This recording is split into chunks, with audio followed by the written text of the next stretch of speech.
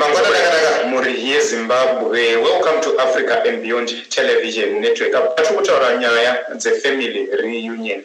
Ndina Mkoma Charles Matutu avo vari kutsvaga baba vavo.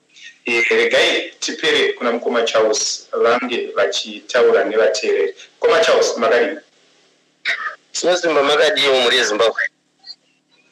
Tinofara. Mungakwanisa kutsanangurira muri yeZimbabwe mamiriro akaita nyaya? Ndinokwanisa kuti nditsanangure. Ine zita rokuberekwa ndinonzi Charles Matutu kana kuti Macheza. Ndo zvandinoziva, ndo zita randakapiwawo namai. Baba handivazivi, ndo vandiri kutsvaga apa.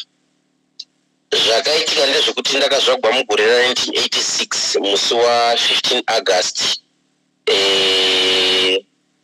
Ndikakurira kunzvimbo inonzi Mberengwa kwaZibanga mudunhu rokwaMudavana. Mukura kwandakaita ndakakura nasekuru nambuya. Ndo vaindichengeta because mai vakandisiya ndine 5 years.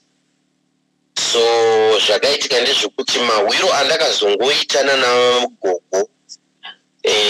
Mai vangu vainzi Yeukai Matutu. Ndo zita ramai vangu.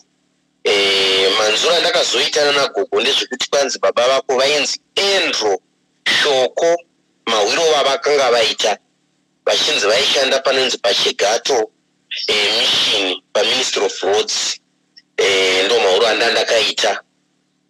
So tikambozama kuda kutsvaka basa ratakaita vakaratidza kuti handikare kwakusina zvinhu zvemakombiyuta kuda vaingonyogwa mumafaili.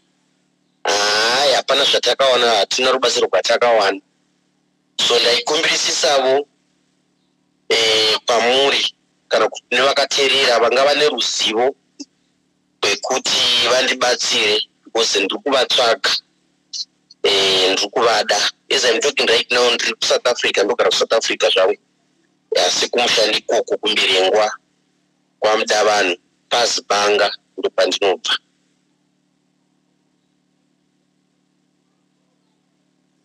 Aiwa, tinotenda Mkoma Charles. Munokwanisa here kutaura nhamba dzenyu dzerunhare kuitira vanenge vakateerera? Nhamba dzangu dzandinoshandisa dzinoti 0633 89 39 91.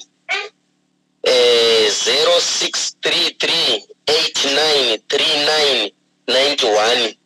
Dziripo pakufonereka nepaWhatsApp ndo dzinoshanda futi zvakare.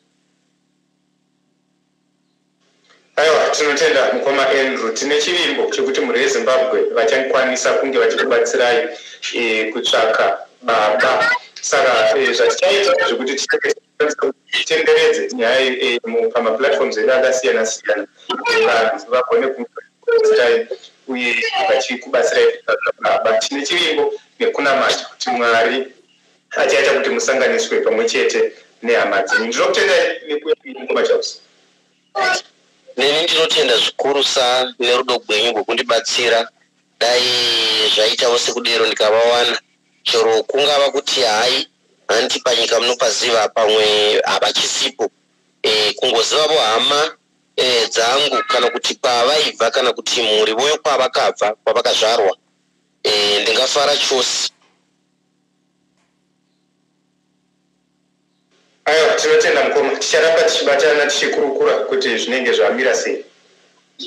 Okay, tinotenda nerudo rwenyu, murambe makadero. Mwari akukomborerei.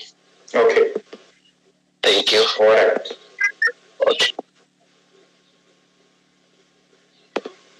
So muri yeZimbabwe ndi Mkoma Charles Matutu. Ava vari kutsvaga baba vavo vanonzi ivo kana kuti vanofungidzwa kuti vainzi Andrew Shoko. Mkoma Charles Matutu vanobva kunzvimbo yeMberengwa. Saka mavanzo vachitaura muri yeZimbabwe tinokumbirisa kana muchiziva pamusoro pemunhu anonzi Andrew Shoko, mubatsire Mkoma Charles Matutu vagone kunge vachisangana nababa vavo kana kuti nehama dzavo. Zita rangu ndinonzi Ronald wekwamakusha. Ndinoti musare murugare.